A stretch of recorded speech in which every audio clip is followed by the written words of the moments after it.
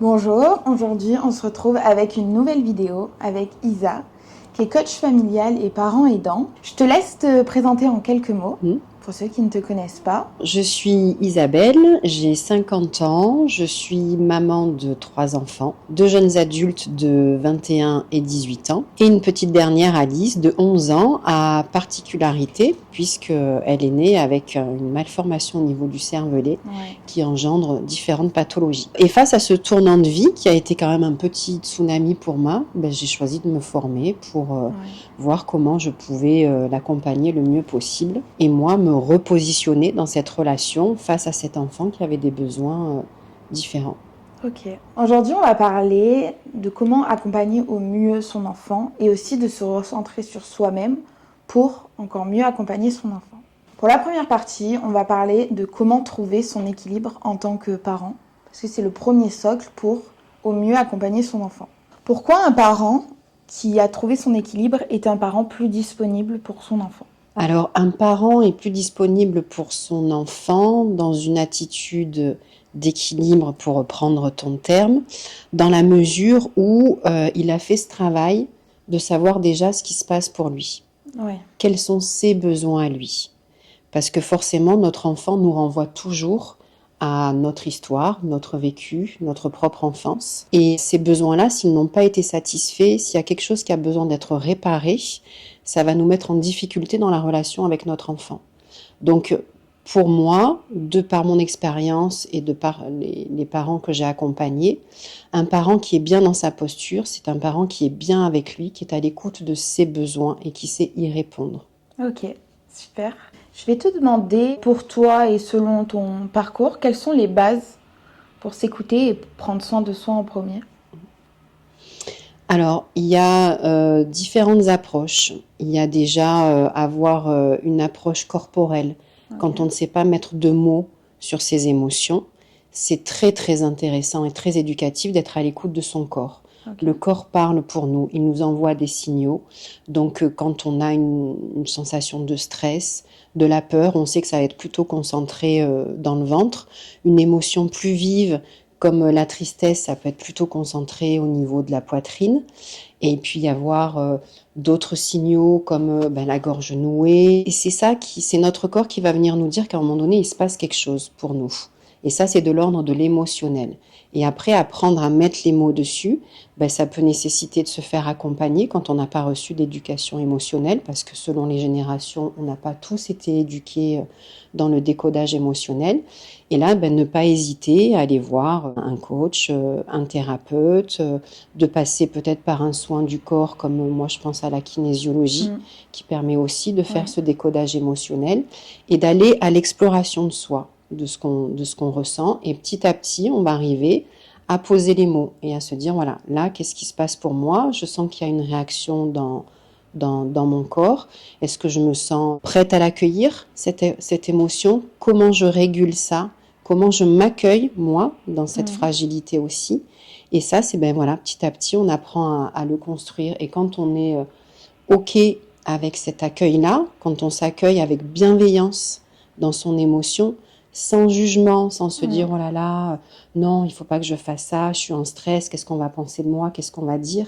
Déjà, ce non-jugement vis-à-vis de soi et cette bienveillance, c'est la base de l'accueil de ses propres émotions. Et une fois qu'on est OK avec ça, on va être en mesure d'accueillir les émotions de son enfant. Oui, exactement. Puis si on va un petit peu plus loin aussi, s'il y a des traumas ou s'il y a des schémas qui ont été inculpés dans l'enfance, c'est bien aussi de les déconstruire. Parce que là, on a parlé d'équilibre assez global, mais des fois, il y a des personnes qui sont confrontées à des choses plus dures. C'est peut-être pas le mot parce que toute souffrance ou tout sentiment est égal, mais il y a certains aussi mécanismes à déconstruire avant d'avoir un enfant ou quand on le constate, j'imagine, pendant l'éducation pour accompagner son enfant au mieux aussi. Exactement. Et là, le petit baromètre, c'est d'aller se dire, waouh, là, en fait, mon enfant est venu vers moi. Il y a eu un petit moment de stress pour lui, il s'est mis à crier ou à pleurer. Moi, j'ai pas su accueillir ça et j'ai débordé moi-même émotionnellement en lui criant dessus, en m'énervant. Et là, de se dire, voilà, comment ma posture à moi, elle est vis-à-vis de lui? Est-ce que ma réaction, elle n'est pas disproportionnée? Qu'est-ce qui se passe pour moi? Qu'est-ce qui m'a fait paniquer? Voilà, qu'est-ce qui fait que j'ai surréagi comme ça? Et ça, c'est là où c'est intéressant, soit par la thérapie, soit parce qu'on a suffisamment fait un chemin seul, hein, des fois. Et s'il y a vraiment des traumas, cette réaction-là, elle va se répéter. Se répéter, se répéter. Et je vais me retrouver en difficulté face à mon enfant. À chaque sollicitation, à chaque débordement émotionnel pour lui, je vais me retrouver en situation de panique. Et là, c'est intéressant d'aller dire, waouh, qu'est-ce qui se passe pour moi? Qu'est-ce que j'ai besoin d'aller régler? Et souvent, on appelle ça, c'est des élastiques, quoi. C'est quelque chose que nous-mêmes, on a vécu dans notre enfance, dans notre posture d'enfant. Et notre enfant nous ramène à connecter ça. Ça fait des résonances, ça fait un effet miroir. Et même dans la vie de tous les jours, nos amis, notre famille font des résonances et un effet miroir avec nous-mêmes. Et c'est hyper intéressant, que ce soit pour les enfants ou même l'entourage, de regarder ces résonances pour mieux affronter ses propres émotions. Et c'est intéressant ce que tu dis, résonance et effet miroir, parce qu'on sait aujourd'hui, par le biais des neurosciences, que de toute façon, l'enfant va modéliser parce qu'on est dans un fonctionnement miroir par connexion. Sans savoir pourquoi, il va reproduire la même chose que nous. Donc si nous-mêmes, on n'a pas déconstruit ce schéma-là, on va le reproduire et il va l'intégrer aussi et il va le répéter. Ouais, merci. Comment tu conseillerais aux gens d'adopter une position positive et bienveillante sans être non plus dans les extrêmes? Je tiens à préciser ça parce qu'il y a beaucoup de vagues en ce moment sur l'école, exemple Montessori, il y a beaucoup de blagues sur les réseaux sociaux. Je fais cette parenthèse-là pour expliquer qu'il y a un juste milieu, qu'on ne dit pas non plus OK à toutes les tempêtes émotionnelles de ces enfants. Je sais pas si tu as vu un petit peu ce qui se passe. Du coup, comment faire pour trouver le juste milieu pour amener un dialogue, une posture positive et bienveillante? Tout à fait. C'est vrai que ça fait débat aujourd'hui parce qu'on a eu ma génération, la génération de mes parents, il n'y avait pas de place pour les mots, il n'y avait pas de place pour la communication. C'était tu fais comme ça, tu parles pas à table, tu gardes ta posture d'enfant et surtout on ne prend rien en considération. Les générations d'après ont commencé à mieux considérer leur propre état d'être et donc l'état d'être de leurs enfants sur l'aspect émotionnel. Et aujourd'hui, c'est vrai que c'est très controversé. On va parler d'éducation positive et on va presque la ridiculiser en disant, en donnant l'image d'un parent hyper mielleux, qui passe tout à son enfant. Oui, tu as besoin de crier, mais oui, défoule-toi, etc. Non, ça, c'est très caricatural. Aujourd'hui, en éducation positive, il y a un principe qui est essentiel, c'est de poser un cadre. Un enfant a besoin d'un cadre. Et ça, quel que soit le mode éducatif, le cadre, ça va donner de la sécurité à son enfant. Mais dans ce cadre-là, au travers de ce qu'il vit, on peut très bien dire non, je ne vais pas satisfaire ta demande de sucette, je ne veux pas t'acheter cette sucette. Par contre, je vais accueillir le fait que pour toi, ce soit compliqué de l'entendre. Donc oui, ok, là, il y a un caprice qui se fait, l'enfant se met à pleurer, se met à crier. C'est se mettre à sa hauteur et lui dire « Ok, je vois que la réponse que je te donne ne te satisfait pas. Ça déclenche chez toi quelque chose qui est assez important, mais je ne peux pas satisfaire cette demande parce qu'on va bientôt passer à table, parce que c'est pas forcément ce besoin-là que tu as. Il y a peut-être un autre besoin derrière qui n'est pas identifié, mais c'est accueillir ce qui se passe sans satisfaire forcément la demande, puisque le cadre a été posé, on a dit non. Et on a expliqué pourquoi. Mais c'est vrai qu'il ne faut pas confondre éducation positive et laxisme. Parce que si tu n'as pas de cadre, pour un enfant qui n'a pas de cadre, c'est une insécurité absolue, quoi. Il ne sait pas définir quelle est la limite. Pour sa sécurité, qu'elle soit, tu vas marcher dans la rue, tu lui expliques que tu ne traverses pas n'importe comment. Pour sa sécurité émotionnelle, il a besoin de ce cadre-là aussi. Si tu ne lui donnes pas en lui disant, voilà, tu es un petit être pensant et autonome à l'âge de 3 ans et demi, mais c'est la panique totale pour lui. Donc non, éduquer de manière positive, c'est accueillir les émotions de son enfant, mais tout en instituant des règles et un cadre. Et pour ça, on en revient au premier point, où il faut d'abord, on va dire, accueillir ses émotions pour mieux réagir face aux émotions de l'enfant. Et aussi, tu me reprends pareil si je me trompe, mais je pense que ce qui est aussi important, c'est la communication. Tout à fait. C'est peut-être essentiel pour nous, mais c'est peut-être pas essentiel, évident pour tout un chacun. C'est la base d'une communication, c'est l'écoute. Ouais. Et à ce moment-là, quand il se passe quelque chose pour mon enfant, est-ce que je suis dispo ? Est-ce que je peux être à l'écoute ? Est-ce que je suis pas sur mon téléphone? Est-ce que je suis pas moi-même pris par un stress? Est-ce que je suis occupée à autre chose et c'est pas le bon moment pour moi? Et ça, c'est peut-être OK de le dire aussi, de dire, bon, ben, si la demande n'est pas très insistante, si on sent qu'il n'y a pas de débordement émotionnel, ben, apprendre à son enfant en lui disant, écoute, moi là, je suis pas dispo, je peux pas m'occuper de ça maintenant, mais je viendrai te voir tout à l'heure. C'est lui apprendre aussi, lui, à patienter, à réguler. Et ça, on peut lui donner des outils aussi. Ça va être lui apprendre à respirer, à compter, à se questionner beaucoup lui-même, à explorer, à lui dire, écoute, là, je suis pas disponible pour toi. Qu'est-ce que tu pourrais faire en attendant que maman soit dispo? Est-ce que, par exemple, je cuisine, est-ce que tu veux m'aider à cuisiner? Tu vas éplucher quelques carottes. Est-ce que tu veux bien aller prendre un livre et le temps de ta lecture, moi j'ai le temps de terminer ce que j'ai à faire, plutôt que de lui dire non, j'ai pas le temps, on verra ça plus tard. Il y a du rejet et on lui apprend pas à attendre. Souvent, les parents disent il n'est pas patient, attends, mais est-ce que tu lui as appris comment attendre? Voilà, des fois c'est juste un instant bref, donc est-ce que tu peux compter jusqu'à 10? Est-ce que outiller son enfant? Voilà, ça c'est hyper important. Oui, surtout dans le monde dans lequel on est aujourd'hui, où l'impatience, l'attention, tout ça c'est très compliqué par rapport à toutes les distractions qu'on a, que ce soit pour les personnes plus âgées ou pour les jeunes. C'est vrai que apprendre à s'occuper, apprendre à gérer son temps, je pense que c'est un super conseil pour donner, voilà, comme tu as dit, les outils nécessaires à son enfant. Et comme ça, le parent se sent moins oppressé par rapport à la sollicitation de son enfant. Et ça, c'est pareil, il n'y a jamais de baguette magique, mais les choses vont se répéter. C'est instaurer des nouveaux rituels et toujours lui dire, voilà, là c'est difficile pour toi, qu'est-ce que tu pourrais faire? Pas forcément apporter la solution tout de suite. Qu'est-ce que tu pourrais faire? On en discute ensemble. Ah oui, tu pourrais faire un coloriage. Super idée, très bien. Fais ton coloriage. Pendant ce temps, maman, elle finit sa cuisine. La maman se sent moins oppressée. Elle a le temps d'aller au bout de sa tâche plutôt que de s'interrompre pour la énième fois et répondre avec agacement à son enfant. Et gagnant-gagnant, elle a terminé et après, elle est disponible pour lui. Oui. Donc c'est ça, c'est là, à ce moment-là, dans cette situation, la maman est à l'écoute de son besoin. Elle donne des outils à son enfant qui est capable de se prendre en charge, de répondre à son besoin à lui et il se retrouve après. Oui. Ce qui est un facteur aujourd'hui, je dirais, de stress pour les parents, c'est la gestion du temps. Enfin, moi, c'est un point que je trouve hyper important d'aborder, c'est qu'on est dans une société qui est hyper sollicitante.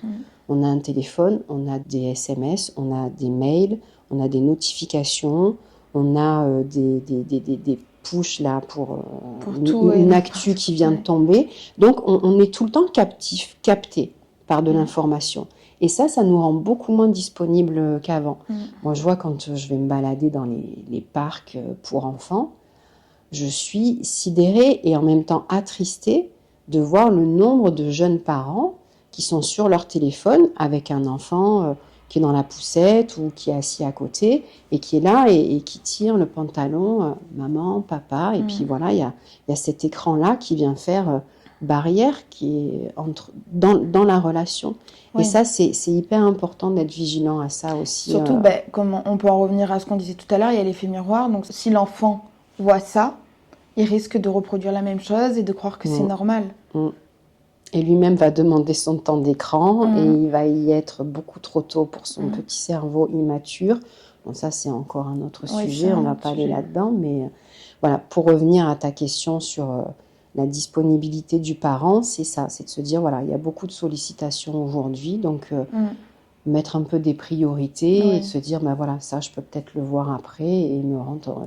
Par rapport au temps et à la disponibilité, j'aimerais rebondir sur le fait aussi, pour que l'enfant sollicite moins et qu'il ait moins de besoins, entre guillemets, c'est peut-être pas le bon vocabulaire, mais aussi il faut prendre du temps avec lui.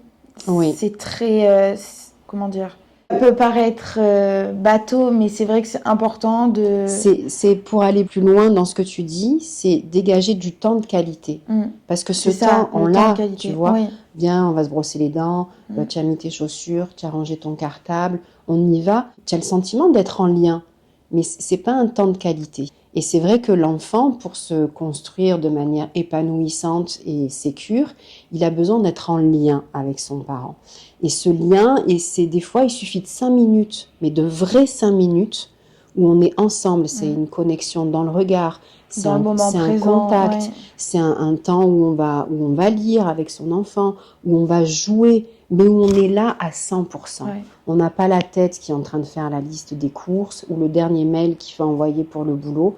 Et des fois, c'est juste 5 minutes, mais si elles sont hyper qualitatives, on remplit le réservoir émotionnel de notre enfant. Et là, croyez-moi que dans le quart d'heure qui suit, mais il vient plus vous voir, même dans l'heure qui vient, parce qu'il est tellement nourri, il a été rempli par ce temps de partage, qu'après, il est hyper autonome.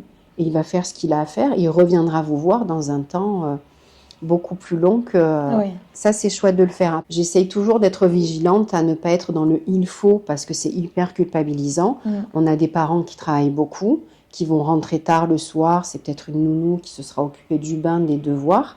Mais dans l'instant où il rentre, s'il est là juste pour le coucher, voilà, là, que ce soit un vrai moment de connexion, quoi. Oui. On lit l'histoire ensemble, on prend le temps d'écouter notre enfant qui va nous raconter sa journée et de nourrir de ça et de se nourrir soi-même de ce temps-là, quoi. Ok, super, merci. On va passer à la deuxième partie, même si on a déjà parlé de certains axes, mais on va aller plus en détail. Comment comprendre et décoder son enfant plus en détail? Déjà, est-ce que tu pourrais nous expliquer les différentes étapes de développement de l'enfant? Ça, ce serait un vaste sujet parce qu'on sait qu'à certains âges, à certains stades de la vie, les enfants n'ont pas tous les mêmes besoins et tout ça va être lié au développement de son cerveau. On sait aujourd'hui que le développement du cerveau de l'enfant n'est mature qu'à 25 ans. C'est hyper long. Et que durant cette phase-là, et notamment jusqu'à l'âge de, on va dire, 7, 8 ans, 9 ans, tout le lobe frontal n'est pas mature. Et c'est le lobe frontal qui est la région du cerveau qui permet de réguler les émotions. Ok. Donc jusqu'à cet âge-là, on ne peut pas dire à un enfant qu'il fait un caprice, il est juste dans l'incapacité neurologique de réguler son émotion parce que son lobe frontal n'est pas mature. Okay. Donc en fait, le cerveau, on peut le représenter comme ça, tu sais, ça fait un... Là, tu as le tronc cérébral. Je crois que c'est, de mémoire, c'est Daniel Siegel qui l'a décrit comme ça. Donc là, tu as ton cerveau. Chez l'enfant, cette partie-là qui correspond au lobe frontal, elle est comme ça. Donc, on peut dire de manière très familière, il est au taquet tout le temps. Okay. Et avec l'âge, et avec la maturité et les connexions neuronales, il va petit à petit apprendre à mieux connecter son lobe frontal. Et c'est lui qui est le cerveau, la zone de la rationalisation, de la raison, qui va petit à petit lui permettre de réguler ses émotions. Donc, tant qu'il est comme ça, l'enfant, ça va être aux parents de venir prendre le rôle du lobe frontal et de lui permettre de réguler son émotion.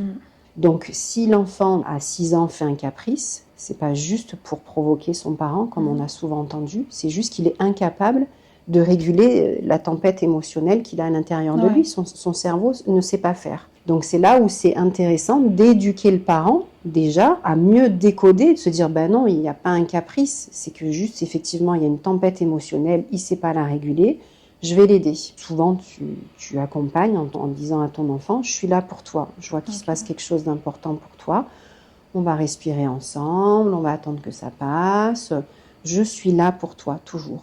Et après, revenir sur le récit de qu'est-ce qui s'est passé, parce que finalement, la crise du pain au chocolat à la sortie de l'école, parce qu'il voulait un croissant et pas un pain au chocolat, c'est pas juste un caprice, mais c'est peut-être qu'à l'école, il va être en mesure après de dire oui, mais il s'est passé ça, parce que justement, moi je voulais le goûter d'Amélie, mais Amélie, elle me l'a pas donné, elle a préféré le donner à Zoé, et le drame de sa journée, il est là. Et nous, quand on se pointe avec notre pain au chocolat, waouh, on déclenche ça chez lui. Mais si on arrive à aller au-delà de cette étiquette du caprice et de se dire qu'est-ce qu'il y a derrière. J'allais en venir, oui. Qu'est-ce qu'il y a derrière ça? Il y a un souvent, besoin. On dit il est capricieux, elle est capricieuse. Mais l'autre fois, quand j'ai entendu une mamie me dire ça, directement, je suis allée vérifier parce que j'ai quelque chose qui m'est venu instinctivement. Un caprice, souvent, cache un besoin. C'est ça. Derrière une émotion, il y a un besoin qui n'est pas satisfait. Et là, cet enfant, ben, il avait besoin d'être rassuré sur sa relation qu'il avait vécue avec sa petite copine de maternelle, là, la petite Amélie, qui, ben, voilà, si on accueille ça et qu'on lui dit oui, oula, ça a été difficile pour toi, tu t'es senti un peu abandonnée, tu étais triste quand Amélie n'a pas voulu partager ton pain au chocolat. Et là, si tu valides ça avec ton enfant, il se sent accueilli, mais dans l'instant, hein, que ce soit un pain au raisin, un croissant ou un pain au chocolat, il va prendre ce que tu as pris pour lui et il sera passé à autre chose parce qu'il aura parce qu'il voit aussi le respect de comment il est. Aussi, ce qui est important, c'est que si on passe pas par ces processus, l'enfant peut rejeter des parties de lui-même et rejeter ses propres émotions. C'est ça, c'est que si à un moment donné, ces émotions-là, elles n'ont pas été accueillies et entendues, bah lui, il va se dire, c'est bon, c'est pas la peine que je les exprime, et puis hop, on va refouler, on va refouler, on va refouler. On va pas savoir quoi en faire, vu que quand on a voulu les exprimer, elles n'ont pas été accueillies. Donc, qu'est-ce que j'en fais? Bah, je les fais taire. Et puis, c'est vrai que souvent, bah, derrière, c'est des adultes qui... Où ça ressort. Au bout d'un moment, ça déborde. C'est comme, à force de mettre sous le tapis, au bout d'un moment, ça déborde. C'est hyper important de prendre conscience de ça, parce qu'après, ça peut soit déborder dans les relations, ça peut déborder sur la maladie, ça peut déborder sur un mal-être, ça peut déborder sur tout un tas de choses qui ne sont pas forcément positives pour l'évolution et pour le bien-être de tout le monde. Oui, parce qu'une émotion non exprimée, après, ben, ça crée des tensions dans le corps et ça peut être une maladie, comme tu dis, le plus souvent sous des aspects inflammatoires. On va déclencher peut-être une maladie auto-immune, ça peut être un déséquilibre thyroïdien, on va déclencher du jour au lendemain un diabète. Et c'est vrai que de plus en plus, aujourd'hui, les études scientifiques font le lien entre la part émotionnelle qu'il y a dans la maladie, quoi, qui a une dimension très très importante, en plus de l'environnement, de la génétique, de notre hygiène de vie, de tout. Mais c'est vrai que c'est d'autres sujets à aller explorer. Tout est lié, mais c'est important quand même de le préciser. Pas pour faire peur, mais c'est important d'expliquer aux parents, parce que pas forcément tout le monde le sait. Que nos émotions après ont des... Bon, c'est quand même connu que ça a des effets négatifs dans tous les cas, mais que ça peut causer beaucoup de tort en grandissant. Tout à fait. Donc au plus tôt on apprend à les accueillir, au mieux le développement de l'enfant se fera et on aura un adulte qui sera sécure aussi plus tard. Oui, merci. Ce qui est aussi important, c'est de favoriser une éducation sur le respect. On a déjà un petit peu évoqué ce sujet-là. Est-ce que tu pourrais nous refaire un point là-dessus ? Jusqu'à présent, l'enfant n'avait pas vraiment de place dans la structure familiale ou une place très inférieure. Aujourd'hui, on parle d'être d'égal à égal. Alors forcément, pas complètement dans cette approche-là parce que le parent éduque, donc c'est lui qui outille, c'est lui qui donne les compétences à l'enfant pour se développer, mais on le considère avec respect. C'est pas parce que c'est un petit être inférieur qu'on est en position dominante. Et rester respectueux de son enfant et de ce qu'il vit, c'est éviter justement de moquer quand il y a un caprice. Ça peut aller parfois même jusque dans l'humiliation. Ah, le gros bébé, tiens, un gros bébé. Et puis ça peut être très indélicat pour un enfant aujourd'hui. Et cette notion de respect, elle est très importante. C'est-à-dire respecter sa fragilité, respecter ce qu'il vit, respecter ses peurs, respecter ses doutes, ses questionnements. Et lui dire que nous aussi, on peut traverser des périodes de doute. Nous aussi, on a parfois peur aussi. Et c'est là où on instaure une relation où on va être dans ce respect mutuel. Et aussi respecter la différence, parfois. Il y a différents types de différences, mais je pense que c'est aussi important parce que ça crée souvent des résonances, les différences. C'est ce qui peut agacer aussi des fois les parents, ou ça peut créer beaucoup de choses à l'intérieur du parent. Et c'est hyper important d'accepter et de se dire aussi, si j'avais été à sa place, se mettre beaucoup à la place de l'enfant. C'est ça, c'est que l'enfant, même s'il est notre enfant avec cette part génétique qu'on lui partage, qu'on lui transmet, il est ce qu'il est, il a son tempérament, c'est un petit être à part entière et il ne va pas forcément reproduire à l'identique de ce qu'on voudrait qu'il fasse ou comme nous, on aurait fait. Donc c'est là où l'accueil de la différence, c'est aussi l'accueillir dans son entièreté j'ai envie de dire, dans tout ce qu'il Totalement. est, et toujours pareil, sans jugement et avec bienveillance. Et cette notion de différence aussi et d'accueil inconditionnel, ça évite d'être dans ces petites comparaisons. Ah ben tu vois, ta copine, elle va pas chouiner pour ça. Ou ton frère, lui, il fait ceci. Non, parce que c'est toujours des petites choses qui égratignent, qui peuvent faire mal aussi malgré nous. Mais de l'accueillir tel qu'il est. Ok, super, merci. Et pour accompagner son enfant, il y a aussi un grand point qui est important, c'est créer un environnement apaisant, propice pour son éducation. Est-ce que tu pourrais nous faire un petit topo des éléments essentiels, même si c'est différent pour chacun, on a tous des besoins différents? Alors comme on est toujours dans la prise en charge et l'écoute des besoins, il y a des besoins qui vont être d'ordre purement physiologique. Donc, être à l'écoute de son niveau de fatigue, peut-être pas surchargé. Des fois, on est surcharge en activité. On va faire du piano, on va faire du foot, de la danse, et puis on ira à la peinture. Et puis, il y a aussi l'orthophonie en passant. Donc voilà, il y a les besoins physiologiques, être à l'écoute de la fatigue de son enfant, être à l'écoute de son rythme. Donc, le fait de ritualiser... parce que ça va lui donner un cadre sécure aussi. Donc on rentre, on a un petit temps de jeu où on décharge de la journée d'école, un petit temps de goûter où là on va se raconter la journée, et puis après on sait qu'il y a un temps pour les devoirs, la douche. Voilà, tout ça aussi, ça donne du rythme. Donc on respecte le rythme de l'enfant dans ses besoins. Être vigilant aussi à des besoins qui sont essentiels pour moi, c'est le sommeil. Respecter aussi son sommeil, puisqu'un enfant, il grandit et il se développe, et le cerveau se développe aussi. Toutes les connexions se font au niveau du cerveau, se régénèrent pendant la nuit. Être vigilant sur son alimentation, ça aussi, c'est un sujet, moi, sur lequel je me suis vraiment engagée parce que c'est une bataille contre le sucre. Aujourd'hui, on a énormément d'enfants qui ont une alimentation hyper sucrée, et ça, on sait aujourd'hui que ça a vraiment de l'incidence sur l'hyperactivité, sur les troubles de la concentration, au-delà de toutes les maladies qui peuvent être développées derrière, avec des diabètes précoces et des problèmes de carence.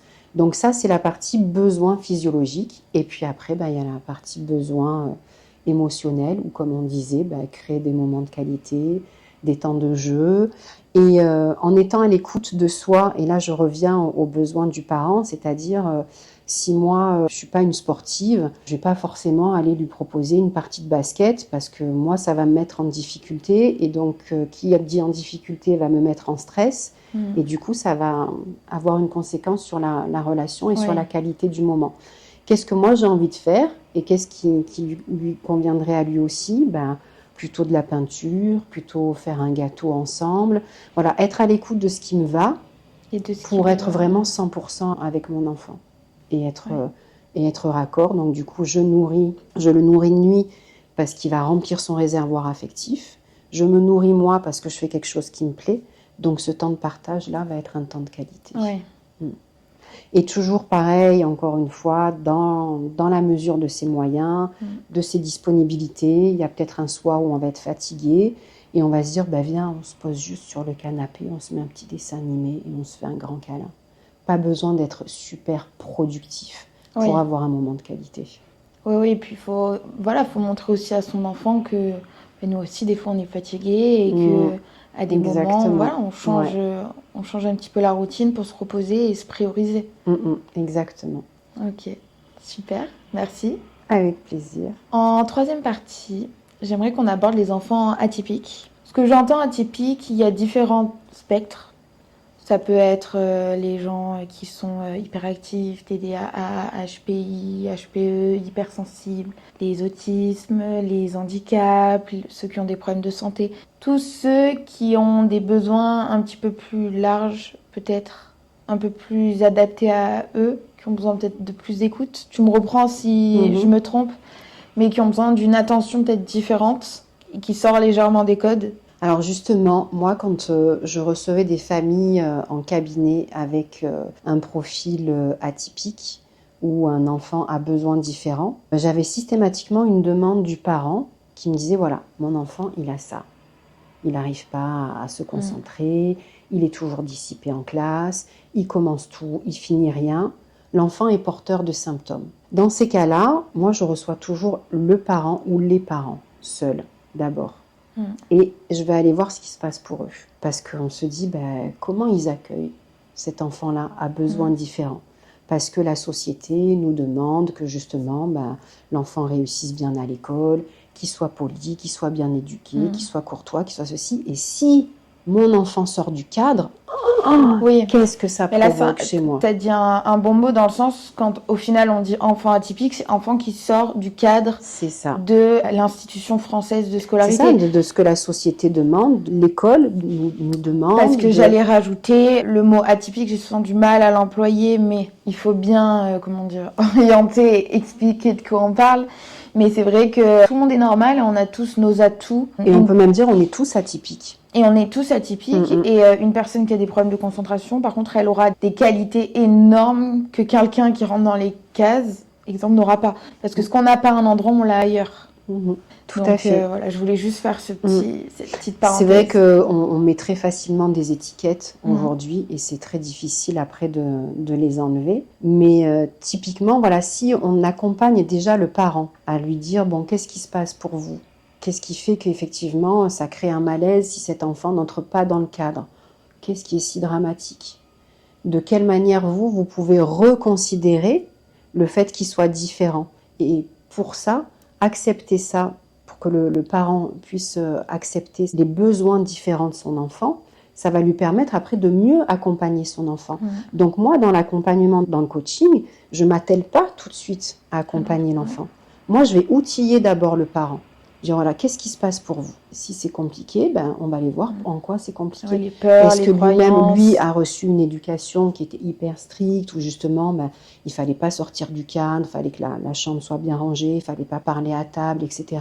Et quand on a un enfant hyper actif, TDAH, et que ça pète dans tous les sens, ça vient me bousculer moi, parce que c'est pas du tout ce à quoi j'ai été confrontée toute ma vie. Qu'est-ce que je vais faire avec ça? Je panique. Donc, on prend en charge le parent. Une fois qu'on a pris en charge le parent, on va pouvoir l'aider à accompagner son enfant. Et c'est vrai de se dire que aujourd'hui, il y a une pluralité de neuro-personnalités, j'ai envie de dire. Peut-être que ça a toujours été, mais on ne mettait pas de mots dessus. Mais sauf qu'aujourd'hui, maintenant, on met des mots, ou malheureusement des étiquettes, et on sait comment mieux prendre en charge ces enfants-là. Donc déjà, les accompagner dans le fait de leur dire, mais déjà, tu n'es pas anormal, ok, ça va, tu as plus de difficultés à te concentrer longtemps, c'est pas grave, plutôt que de rester 30 minutes sur une tâche, tu vas faire que 10, et puis on va changer, on va faire 10 minutes d'autres, et encore 10 minutes d'autres. On va séquencer ton travail différemment, on va t'outiller différemment. Ok, c'est compliqué pour toi de rester sans bouger, pas de problème, on va mettre un bureau, et sous tes pieds, tu vas avoir quelque chose, on met un petit ballon qui va te permettre d'être en mouvement, parce que ton cerveau, lui, pour bien fonctionner, il a besoin que tu sois en mouvement. On va faire ça, plutôt que d'éradiquer le mouvement à tout prix et lui dire surtout ne bouge pas. Lui, ça va le mettre dans un état de tension terrible. Il va peut-être le contrôler un petit moment et au bout d'un moment, ça va péter. Ou à la récréation ou le soir quand le parent va le récupérer. Non, c'est comment l'outiller pour qu'effectivement, pour que son cerveau, qui a un besoin de fonctionnement différent, puisse quand même produire sans que ça le mette lui en tension. Et lui dire, ok, il y a cette atypie chez toi. Je pense à un enfant TDAH. On appelle ça le cerveau popcorn, ça part dans tous les sens. Il a du mal à cadrer, il a besoin de bouger. Ok, ta poésie, tu vas la prendre, mais en même temps, tu vas bouger dans la chambre, tu vas mettre un tapis, tu vas faire une galipette. Et on s'aperçoit quand on expérimente ça, quand je le fais expérimenter à des parents, que la poésie, mais il la prend en 5 minutes. Plutôt que si on lui avait demandé de rester assis sans bouger, ça aurait pris des plombes, le parent s'agace, l'enfant est sous tension. Non, voilà. De quoi il a besoin. Ouvrir sa manière d'apprentissage, je pense que c'est hyper important. Et de se dire il existe des milliers de façons de faire. Mais qu'est-ce qui va convenir à mon enfant? Qu'est-ce qui va me convenir à moi? Et ça, il ne faut pas avoir peur d'aller explorer, d'aller expérimenter, de lire, de s'outiller, d'être créatif. Voilà, et on trouve des solutions. Oui, je pense que c'est génial d'ouvrir un peu sa créativité à l'apprentissage, de s'intéresser, de voir, parce qu'en plus maintenant on n'a même pas besoin d'être forcément créatif, on a juste à aller se renseigner pour trouver des méthodes adaptées. Il y a beaucoup de bouquins là-dessus, il y a pas mal de choses Donc, c'est pas comme à une certaine période où l'information, elle manquait. Et puis, comme tu disais, ben voilà, pas de se dire que c'est un manquement, mais que c'est juste une façon... C'est une autre réalité. Voilà, c'est une autre réalité. Un hypersensible n'a pas à se cacher de son hypersensibilité, de pleurer, d'être touché, d'être ému.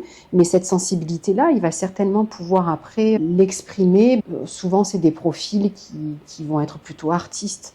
Donc, ou dans la peinture, ou dans la sculpture, ou voilà, juste trouver son moyen trouver l'outil ouais.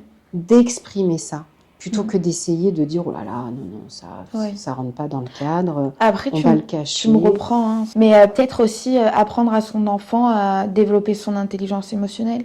Après, je sais que c'est assez délicat parce que déjà, il faut que le parent puisse lui-même la développer. Parce que c'est compliqué d'expliquer un sujet quand on ne connaît pas soi-même. Mais exemple, une personne, bon là on parle des hypersensibles, mais l'intelligence émotionnelle, c'est quelque chose qui est super pour les hypersensibles, exemple. Oui, ben là on en revient à la première partie, sur le décodage émotionnel. Ouais. Mais c'est ça, c'est qu'aujourd'hui, pour accompagner un enfant à besoins différents, c'est ça, c'est d'abord outiller le parent, lui apprendre à décoder son enfant, à se décoder soi, et après mettre à disposition tous les outils nécessaires. Moi, je te dis, je pense à ces enfants pour qui le fait de devoir rester assis, c'est compliqué. Ouais. Il y a des instituteurs qui sont OK pour qu'il y ait un enfant qui puisse circuler en classe quand il a besoin. Comme je te disais, d'avoir quelque chose, une balle qu'il va pouvoir manipuler en même temps qu'il écoute le cours. Ou gribouiller. À l'époque, ou gribouiller. Regarde le nombre d'enfants qui ont été engueulés. Moi, là, je parle de ma génération, parce qu'ils rentraient avec la trousse, avec tous les capuchons des stylos mordillés. Okay. Mais voilà, mais parce qu'ils avaient que ça pour évacuer la tension. Aujourd'hui, on trouve des petits colliers, tu sais, avec des petits widgets là que tu peux mordiller, tu peux avoir ta balle, voilà. Et si on outille notre enfant, il sera après la seule plus chose épanoui. Qui est délicate, j'aime pas parler du négatif, mais c'est que aujourd'hui on doit justifier ce genre de besoin. Et je sais que plus jeune, moi je l'ai plus pris comme pour me décharger de certaines responsabilités qui m'agaçaient. Donc en gros, je me suis cachée derrière ces étiquettes. Donc j'avais pas honte de demander au prof à un certain âge. Donc j'ai même demandé au docteur qui me suivait d'avoir un mot pour pouvoir dessiner. Parce que tant que je n'ai pas eu ce mot, je n'avais pas le droit de dessiner parce que c'était vu comme quelque chose de mauvais. Sauf que je sais qu'il y en a beaucoup, et comme moi plus petite, qui ont honte ou qui ne veulent pas se faire remarquer. Et c'est vrai que c'est juste dommage de devoir justifier tous ces besoins et toutes ces étiquettes, parce que souvent on n'a pas forcément envie de montrer notre différence. On a envie de s'intégrer quand on est jeune. Et du coup, il n'y a pas de solution. Non, c'est vrai, c'est complexe. Ouais, surtout à l'adolescence. Là, je pense à la période du collège. C'est hyper complexe parce qu'il y a ce besoin d'appartenance, de répondre au code du groupe pour être bien intégré, bien accepté. Et en même temps, moi, je trouve que c'est pas tant le justifier, c'est plus le légitimer. C'est-à-dire que si ton parent, il va quand même voir ton prof en lui disant voilà, il y a ça chez mon enfant, mais on a une solution pour que du coup, elle puisse rester concentrée et attentive dans son cours, c'est lui donner cette possibilité, cette liberté de pouvoir dessiner en même temps qu'elle prend son cours. Ça va éviter à l'enseignant de se retrouver lui en situation de stress parce qu'il va se dire c'est bon, elle en a rien à foutre de ce que je lui dis, elle préfère griffonner, donc ça va dénaturer votre relation parce qu'elle va peut-être mal te juger. Là, finalement, tu outilles ton enseignant. Toi, on te donne cette permission d'avoir recours à ce substitut. Et finalement, le prof va moins te parce qu'il sera au courant, il sera informé et il t'aura lui aussi donné cette permission. Oui, personnellement, moi, c'est ce qui s'est passé. Le prof était au courant, on a pris les dispositions qu'il fallait. Puis moi-même, à partir surtout du lycée, j'ai compris un petit peu plus mes besoins. Et aussi, j'ai réalisé qu'on me donnait l'opportunité d'avoir certains petits accompagnements, même si c'était pas parfait, mais j'ai quand même pris que avant ça, exemple, je l'ai rejeté un peu et je préférais me faire discrète, rentrer dans le moule, qu'à partir d'un moment, vu que la scolarité, ça devenait trop compliqué et ça prenait beaucoup trop de mon énergie, j'ai commencé à me cacher derrière tout ça. Et aussi, c'est pour dire, voilà, il y a différentes phases et selon nos moments aussi, le collège, le lycée, on réagit pas de la même manière forcément aussi selon notre moment d'évolution. Mais n'ayez pas peur, voilà, de parler à vos profs. Même exemple, si là, il y a des étudiants qui nous regardent, même si des fois c'est délicat parce que comme tu l'as précisé, il y a des jugements de posture souvent et il y a beaucoup de profs, maintenant que j'ai pu faire des études là-dessus, il y a beaucoup de profs qui n'ont tout simplement pas la connaissance. C'est ça, ils sont démunis, hein. Ils n'ont pas la connaissance, ils sont pas outillés pour accompagner ces particularités. Il y en a de plus en plus, donc ils se disent mais attends, moi je peux pas faire sur une classe de 30 du cas par cas avec 10 enfants qui ont des besoins différents. Donc aujourd'hui, ça aussi, ça implique de repenser notre système d'éducation, notre manière d'enseigner et ça va pas se faire du jour au lendemain. Je veux dire, faut pas se leurrer, mais si déjà on n'est plus dans le jugement, dans la marginalisation de ces enfants à besoins différents, ben déjà, peut-être que justement, l'adolescente que tu étais, dans 10 ans, elle n'aura pas besoin de cacher ça, parce que ça aura été intégré. On aura des classes qui seront hyper hétérogènes, des classes qui seront fonctionnelles pour que chaque ado puisse justement suivre le cours selon son besoin, avec peut-être des sièges qui seront plutôt au canapé, avec du travail de groupe plus collectif et moins individualisé face à un écran. Peut-être que tout ça va être repensé. On voit en Europe du Nord aujourd'hui, ils ont 20 ans d'avance sur nous. Il y a plein de pays, c'est hallucinant. Et donc du coup, ces ados-là, ils n'auront plus besoin d'aller se cacher. Moi, je l'ai expérimenté avec mon fils aussi, qui était dysorthographique et dyslexique. Au bout d'un moment, arrivé au lycée, le PAP, il n'a plus voulu. Parce qu'il ne voulait pas qu'on lui colle une étiquette et qu'on aille dire, ben non, lui, il est... Oui, mais sauf qu'avant, on disait juste que c'était des cancres. Aujourd'hui, on dit qu'ils sont dyslexiques et dysorthographiques. Et peut-être que dans 10 ans, on ne dira plus rien parce qu'on aura su les intégrer avec leurs particularités. Et c'est tout le mal que je nous souhaite. C'est qu'on puisse évoluer comme ça vers du positif et des prises en charge différentes, sans avoir besoin d'étiqueter ou de marginaliser. Et comme ça, ça génère aucune souffrance, ni pour l'enfant, l'ado, le parent, l'enseignant. Et je tiens quand même juste à préciser pour tous les parents qui souhaitent diagnostiquer son enfant ou qui l'ont diagnostiqué, n'hésitez pas à aller en profondeur dans les diagnostics, à quand même pousser l'analyse, à se renseigner, à pas coller l'étiquette directe parce qu'il peut y avoir des erreurs de diagnostic, il peut y avoir aussi des faux TDAH selon l'environnement. Ça se fait de plus en plus, manque de fatigue, mauvaise alimentation, mal-être, tout ça, ça a des symptômes de TDAH. Après, il y a d'autres choses, c'est pareil pour l'hypersensibilité. Si juste il y a un mauvais environnement, peut-être que si l'environnement est plus équilibré, la sensibilité sera moins dense. Vraiment, pousser ses recherches et aussi se renseigner sur beaucoup de choses parce que moi-même, j'ai fait partie des personnes un petit peu mal diagnostiquées, mais c'était la vie. Et aujourd'hui, je suis contente quand même de mon parcours. Mais je pense que c'est quand même important de pas juste avoir un diagnostic, de se dire c'est bon, on a la réponse, de quand même se questionner, de voir et de pas juste attendre un papier, un diagnostic pour vraiment, comme si on attendait une réponse noir ou blanc. Voilà. Tout à fait, parce que, comme tu dis, il peut y avoir des fois juste un petit déséquilibre émotionnel qui peut être réglé en thérapie, en coaching, de différentes manières. Et après, si on voit effectivement que derrière, il y a une persistance avec des difficultés, là, ça vaut le coup d'aller voir un neuropsychiatre et de faire des diagnostics. Il y aura peut-être rien de diagnostiqué, il y aura peut-être rien de posé, et ça permettra de revenir à l'étape antérieure et de se dire, il y a un déséquilibre ailleurs, on va continuer à explorer. Mais pendant tout ce laps de temps, encore une fois, s'accompagner avec bienveillance, avec douceur, et de se dire, je fais du mieux que je peux en tant que parent, je fais du mieux que je peux pour accompagner mon enfant, j'essaye d'être le plus à l'écoute possible, et puis de ne pas hésiter. Aujourd'hui, il y a beaucoup de livres aussi qui se font sur les neuroatypies, il y a des tutos, il y a des chaînes YouTube, il y a plein de choses aujourd'hui où on peut s'outiller, et puis surtout, ne pas hésiter à demander de l'aide, ne pas rester enfermé en se disant, oh là là, non, ça dysfonctionne, il ne faut surtout pas que ça se voit, moi je veux donner l'image d'une famille, tout est parfait. Non, c'est Et surtout qu'au final, les familles parfaites, c'est celles qui sont dans l'acceptation, celles qui sont dans l'amour et dans la bienveillance. Oui. Parce qu'on parle beaucoup de cadres, mais moi, en ce moment, je travaille beaucoup sur l'honnêteté et la vérité. Voilà, je travaille sur des thématiques tous les mois, sur des thématiques différentes. Et en fait, quoi qu'on fasse, dans tous les cas, ce sera critiqué. Parce que je vulgarise, mais il y aura toujours deux univers extrêmement différents. Du coup, dans tous les cas, il y aura toujours des gens à qui ça déplaît.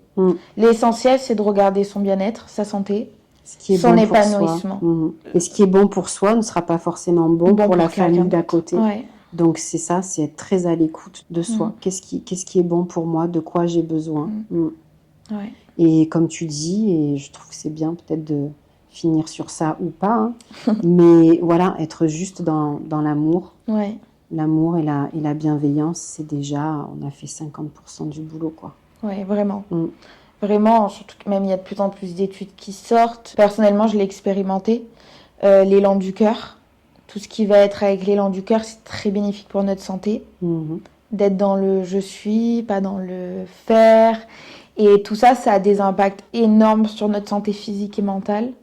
Du coup, créer un environnement propice à l'amour et à la bienveillance et au respect. Et que se dire que si de temps en temps, ça vrille un peu, c'est normal aussi. C'est normal, on n'est pas parfait. On n'est pas des êtres parfaits et qu'on est là pour apprendre. C'est ça, et on n'est parent qu'une fois dans notre vie au final. Du moins peut-être 2 fois si on a plusieurs enfants, mais il ne faut pas oublier aussi qu'on est là pour apprendre. Et que la vie, c'est un apprentissage. Et qu'il n'y a pas d'école de parents, il n'y a pas de formation. Nos enfants, ils ne nous sont pas livrés avec le mode d'emploi. Donc, on se découvre au travers d'eux aussi.